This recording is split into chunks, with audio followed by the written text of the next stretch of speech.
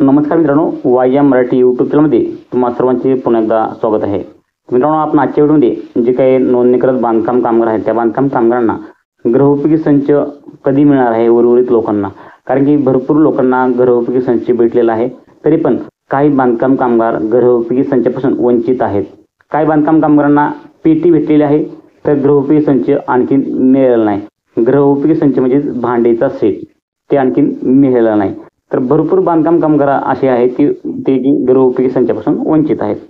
त्या बांधकाम कामगारांना भांड्याचा सेट, किचन सेट आपण जे म्हणतो ते कधी मिळणार आहे हे तुम्हाला सांगतो. कारण की भरपूर बांधकाम कामगारांनी पेटीची योजना जी आहे त्याच्या ठिकाणी लाभ घेतलेला आहे, परंतु अद्याप सध्या सुरू असलेले गृहोपयोगी संच भांडे वाटप ते आणखीन मिळालं नाही. तर ते त्यांना केव्हा मिळणार आणि ते त्यासाठी पात्रता आहेत का?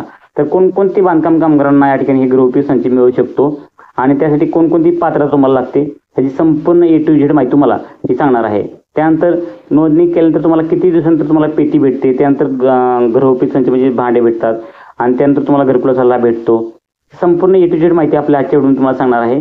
त्या ठिकाणी तुम्हाला सांगू इच्छितो की गृहोपयोगी संचासाठी तुम्हाला नोंदणी करणं आवश्यक आहे आणि नोंदणी केल्यानंतर तुमची नोंदणी जे मंजूर होणं गरजेचं आहे आणि नोंदणी मंजूर झाल्यानंतर तुम्हाला पुढे काही क्रायटेरिया नसतोय की आम्हाला इतके दिवस लागतील तितके दिवस लागतील, त्याचं काही गरज नाही आहे. फक्त तुमची नोंदणी मंजूर होणं गरजेचं आहे आणि तुम्ही जर नोंदणी ऑलरेडी केलेली असेल पहिलीच, तुम्ही जर तुमची नोंदणी नूतनीकरणासाठी आलेली असेल तर नूतनीकरण करून घेणं हेही गरजेचं आहे. तर मित्रांनो, A to Z माहिती तुम्हाला सांगणार आहे. कोणकोणत्या बांधकाम कामगारांना गृहोपयोगी संच भेटणार आहे, केव्हा भेटणार आहे, कोणकोणत्या जिल्ह्यात कधी भेटणार आहे, जी सविस्तर माहिती आपण आजच्या व्हिडिओमध्ये तुम्हाला सांगणार आहे. त्यामुळं चॅनलला सबस्क्राईब करून साईडला दिलेल्या बेल आयकॉनला क्लिक करायला विसरू नका. इथून पुढे पण अशाच बांधकाम कामगाराचे नवीन व्हिडिओ येणार आहेत. तर मित्रांनो, महाराष्ट्र इमारत व इतर बांधकाम कामगार या असंघटित कामगारांना मुख्यत्व करून रोजगाराच्या हेतूने नवीन बांधकाम जेथे चालू होते तेथे स्थलांतरित व्हावे लागते. त्यामुळं स्थलांतरित झालेल्या ठिकाणी त्यांना आर्थिक समस्यांना सामोरे जावे लागते.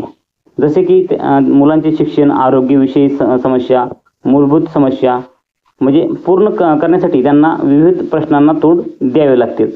त्याचमुळे शासनाने इमारत व बांधकाम कामगार यांच्यासाठी गृहोपयोगी वस्तू संच म्हणजेच किचन सेट म्हणजेच भांडे वस्तूचं सेट हे देण्यासाठी निर्णय घेतलेला आहे. तर या ठिकाणी तुम्ही पाहू शकता, तर महाराष्ट्र इमारत व इतर बांधकाम कामगार गृहोपयोगी संच किंवा भांडी संच मिळण्यासाठी तुम्हाला कोणकोणते या ठिकाणी जे आहे ते स्टेप बाय स्टेप तुम्हाला कामं करायला लागते हे तुम्हाला सांगतो. आता या ठिकाणी पहा, ज्या बांधकाम कामगारांना गृहोपयोगी संचाचा लाभ घ्यायचा आहे तर त्यासाठी कोणकोणती पात्रता आहे पहा.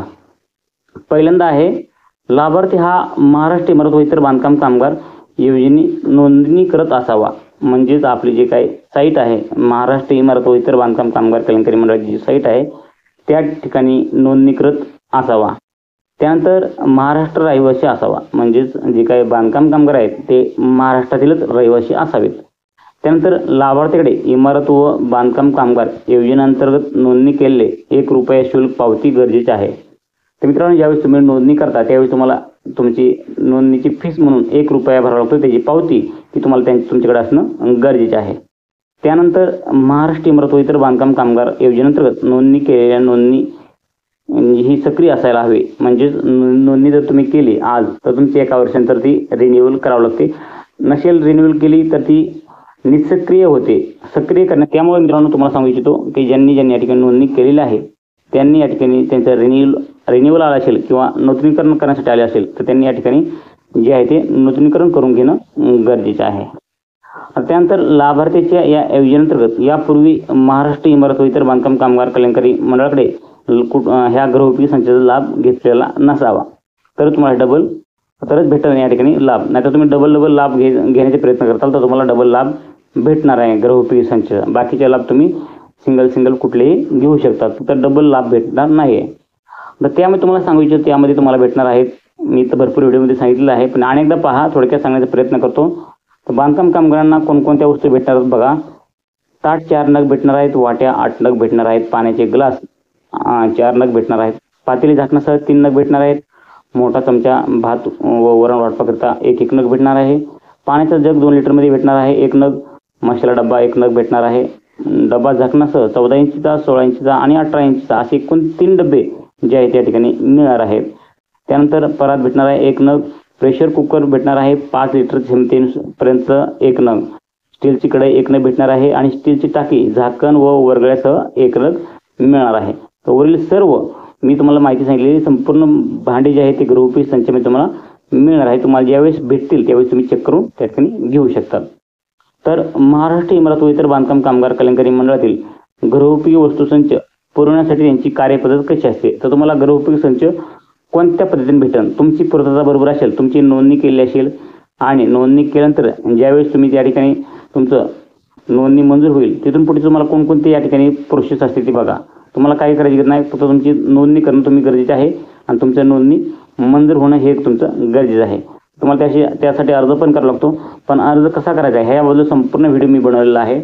त्या तुम्हाला जर पाहिजे असेल तर नक्कीच आम्हाला कमेंटमध्ये निश्चित टाका की गृहोपयोगी संच व्हिडिओ लिंक असं टाका. मी तुम्हाला त्या ठिकाणी जो आहे तो व्हिडिओची लिंक तुम्हाला देऊन टाकेल. तुम्ही तो व्हिडिओ पाहून तुम्ही पद्धतशीर तुझा अर्ज भरू शकतात आणि गृहोपयोगी संचाचा लाभ घेऊ शकतात. तर या ठिकाणी पहा, महाराष्ट्र इमारत व इतर बांधकाम कामगार कल्याणकारी मंडळाअंतर्गत जे काही लाभार्थी आहेत त्यांना गृहोपयोगी संच पुरवण्यासाठी शासनाने ज्यांची नोंदणी सक्रिय आहे अशा लाभार्थ्यांसाठी गृहोपयोगी संच अशा लाभार्थ्यांसाठी शासनाने ही निविदा पद्धतीचा अवलंब सर्व नोंदणी कामगार आहेत त्यांकरिता ही अनुभवी संस्थेची निवड करण्यात येत आहे. तर संस्थेमार्फत बांधकाम कामगारांना लाभार्थ्यांना वस्तू व सेवा कर, GST वगळता पॅकिंग, पुरवठा, वाहतूक, साठवणे, विमा वितरण, बायोमेट्रिक, लाभार्थी फोटो, मनुष्यबळ पुरवठा इत्यादी सर्व खर्चाचा संस्थेत वस्तू संचाच्या दरामध्ये समावेश आहे. त्यामुळे यासाठी कोणत्याही प्रकारचे शुल्क आकारले जात नाही. त्या ठिकाणी पहा, गृहोपयोगी वस्तू संच वितरण करताना लाभार्थ्याचे छायाचित्र तसेच बायोमेट्रिक पद्धतीने बोटाचे ठसे जे आहे ते घेतले जातात. तर मित्रांनो, तुम्ही ज्यावेळी तुम्हाला गृहोपयोगी संच भेटणार आहे त्या टायमाला तुमचं जे आहे ते या ठिकाणी बोटाचे ठसे घेतले जातील आणि तुमचं जे आहे ते फोटो घेतला जाईल, छायाचित्र घेतलं जाईल त्या ठिकाणी. आणि त्यानंतर गृहोपयोगी वस्तूचा संच वितरणासाठी जिल्हा कार्यालयातील संपर्क साधून संच वितरण करण्याचे शिबिर आयोजित केले जाते व त्या अंतर्गत त्या संचाचे वाटप केले जाते. तर या ठिकाणी तुम्हाला सांगू इच्छितो मित्रांनो, जे काही बांधकाम कामगार आहेत ज्यांना काही गृहोपयोगी संच भेटलेला नाही तर बरेच जण मला कमेंट करतात की सर आम्हाला आमच्या जिल्ह्यामध्ये कधी गृहोपयोगी संच वाटप सुरू होणार आहे. तर मित्रांनो, ते जे आहे ते आपापल्या जिल्ह्यानुसार आपापल्या जिल्ह्यातील नियोजनानुसार ते गृहोपयोगी संच वाटप केले जाते. तर तुमचा जिल्हा कोणता आहे, तुमच्या जिल्ह्यातील जे आपलं महाराष्ट्र इमारत व इतर बांधकाम कामगार कल्याणकारी मंडळाचे जे कार्यालय आहे त्या कार्यालयामध्ये जाऊन तुम्ही चौकशी करू शकतात. आपल्या जिल्ह्यामध्ये इथून गृहोपयोगी संचाचा कॅम्प कुठं वाटप सुरू होणार आहे त्याचं आम्हाला लोकेशन सांगा आणि त्याची तारीख सांगा असं त्या ठिकाणी तुम्ही विचारू शकतात आपल्या मंडळाच्या कार्यालयात जाऊन. त्या ठिकाणी तुम्ही विचारणा केलं तर तुम्हाला त्या ठिकाणी जे आहे ती तिथली तारीख, तिथलं ठिकाण सांगितलं जाईल. या ठिकाणी गृहोपयोगी संच वाटप सुरू होईल, या ठिकाणी जे आहे ते तुम्हाला यायचं आहे असं त्या ठिकाणी माहिती तुम्हाला भेटून जाईल. तर मित्रांनो, असंच बरेच जणांनी कमेंट केली होती की आम्हाला कधी भेटणार आहे. तर प्रत्येक जिल्ह्यानुसार आपापल्या जिल्ह्याचे वेगवेगळे तारखाने वेगवेगळे ठिकाण असतात. त्यामुळे आम्ही या ठिकाणी जास्त काय सांगू शकत नाहीत. आपापल्या जिल्ह्यातील त्या ठिकाणी त्या कामगारांनी त्या ठिकाणी जिल्ह्याच्या ठिकाणी जाऊन आपापल्या कार्यालयात विचारणा करावी. तर गृहोपयोगी संच वाटपाकरिता येणाऱ्या खर्च हा मंडळाकडे जमा उपकरण निधीमधून करण्यात येते. लाभार्थ्यांना गृहोपयोगी संच घेण्यासाठी आपल्या तालुका किंवा जिल्हास्तरीय शहरामध्ये निवड केलेल्या संस्थेमध्ये विहित नोंदणी फॉर्म भरून तसेच त्यासोबत कागदपत्र जोडून लाभार्थ्याला सर्वप्रथम आधार प्रमाणीकरण करून अंगठ्याद्वारे बायोमेट्रिक करणे आवश्यक आहे. त्यानंतर लाभार्थ्यांना गृहोपयोगी वस्तू संच देण्यात येते. मित्रांनो, पहिल्यांदा जे आहे ते गृहोपयोगी संच देताना आपल्या बोटाचे ठसे घेतले जातात बायोमेट्रिक पद्धतीने आणि त्या ठसे घेतल्यानंतर तुम्हाला जे आहे तुमचं गृहोपयोगी संच हे तुमच्या ताब्यात दिला जातो. तर मित्रांनो, अशा प्रकारे तुम्हाला गृहोपयोगी संच भेटणार आहे आणि अशी प्रोसेस असते. तर मित्रांनो, ही माहिती मला कशी वाटली, माहिती जर तुम्हाला थोडी पण आवडली असेल तर नक्कीच व्हिडिओ लाईक करा आणि चॅनलला सबस्क्राईब केलं असेल तर चॅनलला सबस्क्राईब करून साईडला दिलेल्या बेल आयकॉनला क्लिक करायला विसरू नका. कारण तिथून पुढे नवीन बांधकाम कामगाराचे व्हिडिओ येणार आहेत त्या व्हिडिओ तुम्हाला पाहायला मिळतील.